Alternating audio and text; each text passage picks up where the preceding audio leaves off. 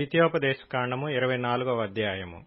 ఒకడు స్త్రీని పరిగ్రహించి ఆమెను పెండ్లి చేసుకొనిన తరువాత ఆమె యందు మానభంగ సూచన ఏదో ఒకటి అతనికి కనబడినందున ఆమె మీద అతనికి ఇష్టము తప్పిన ఎడల అతడు ఆమెకు పరిత్యాగ పత్రము వ్రాయించి ఆమె చేతికిచ్చి తన ఇంట నుండి ఆమెను పంపివేయవలెను. ఆమె అతని ఇంట నుండి వెళ్లిన తరువాత ఆమె వేరొక పురుషుని పెండ్లి చేసుకొనవచ్చును.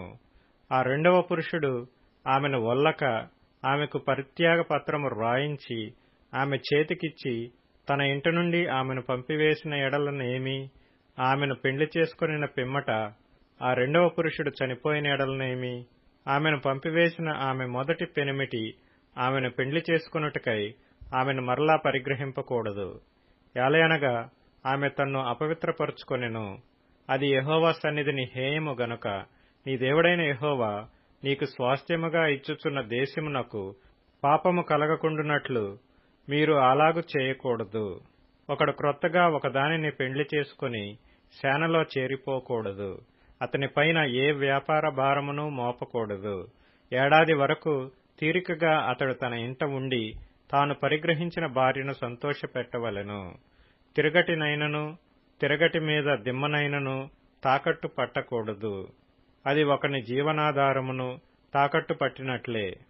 ఒకడు ఇశ్రాయేలు కుమారులైన తన సహోదరులలో నొకని దొంగిలుట కనుగొనబడిన ఎడల అతడు వానిని తన దాసునిగా చేసుకొనినను అమ్మినను ఆ దొంగ చావవలెను. అలాగు చేసిన ఎడల ఆ చెడుతనమును మీ మధ్య నుండి పరిహరించుదురు. కుష్ఠరోగము విషయము యాజకులైన లేవీయులు మీకు బోధించు సమస్తమును చేయుటకు బహు జాగ్రత్తగా ఉండుడి. నేను వారికి ఆజ్ఞాపించినట్లు చేయుటకు మీరు జాగ్రత్తగా నుండుడి. మీరు ఐగుప్తులో నుండి వచ్చినప్పుడు త్రోవలో నీ దేవుడైన యెహోవా మిర్యామునకు చేసిన దానిని జ్ఞాపకముంచుకొనుడి. నీ పొరుగువానికి ఏదైనను నీవు ఎరువిచ్చిన ఎడల అతని యొద్ద తాకట్టు వస్తువు తీసుకొనుటకు అతని ఇంటికి వెళ్లకూడదు. నీవు బయట నిలువవలెను.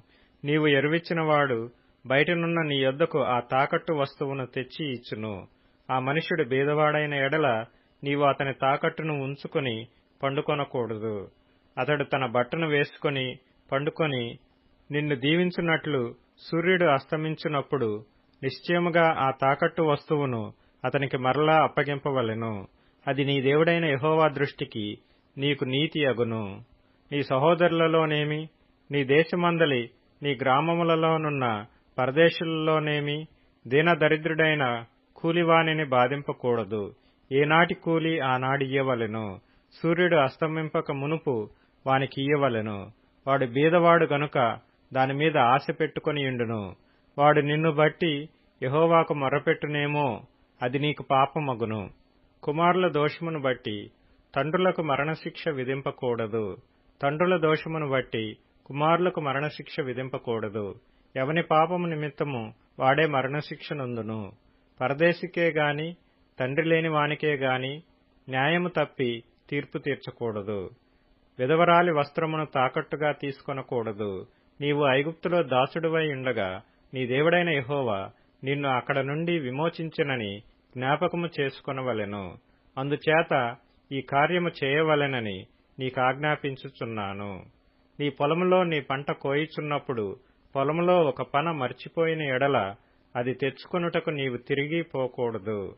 నీ దేవుడైన యెహోవా నీవు చేయు పనులన్నిటిలోనూ నిన్ను ఆశీర్వదించున్నట్లు అది పరదేశులకును తండ్రి లేని వారికిని విధవరాండ్రుకును ఉండవలెను. నీ ఒలీవ పండ్లను ఏరునప్పుడు నీ వెనుకనున్న పరిగను ఏరుకొనకూడదు. అవి పరదేశులకును తండ్రి లేని వారికిని విధవరాండ్రుకును ఉండవలెను. నీ ద్రాక్ష పండ్లను కోసుకొన్నప్పుడు నీ వెనుకనున్న పరిగను ఏరుకొనకూడదు. అది పరదేశులకును తండ్రి లేని వారికిని విధవరాండ్రుకును ఉండవలెను. నీవు ఐగుప్తు దేశమందు దాసుడివై ఇంటివని జ్ఞాపకము చేసుకొనుము. అందుచేత ఈ కార్యము చేయవలెనని నీకాజ్ఞాపించుచున్నాను.